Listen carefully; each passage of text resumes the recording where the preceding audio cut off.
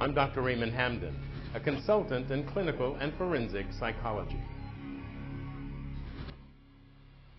When we think of terror, we think of harm or the threat of harm. Those who commit such terror are called terrorists. What we realize is that there are 4 types of terrorists. The 4 types of terrorists are psychopathic, ethnogeographic political, and ethnogeographic religious, as well as retributional. The 4 types of terrorists have different personality profile.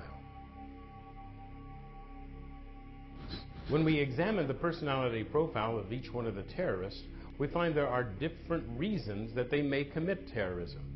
For preventive reasons as well as for corrective, it is of the essence to understand the reasoning behind terrorism and those who would join various terrorist organizations.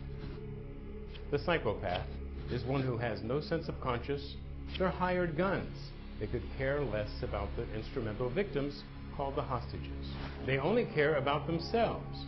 So therefore, when negotiating, you negotiate how they would be harmed if they don't release the hostages. The more difficult to deal with are the ethnogeographic, both political and religious, because they're fundamentalists. They don't think any other way is correct except their own way. So it's their way of thinking or the highway.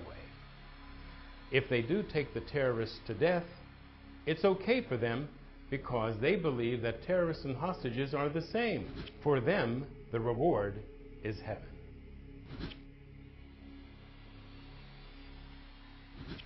The retributional terrorists, however, may be the easiest one to negotiate, for they have suffered, and all they want to do is pay back those who caused them the suffering.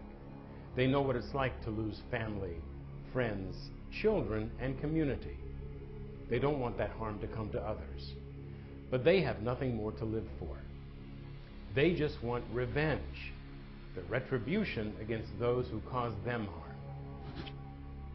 In realizing the personality profiles of the 4 kinds of terrorists, psychopathic, religious, political, and retributional, to understand the personality profile of the terrorist may be a way of stopping terrorism.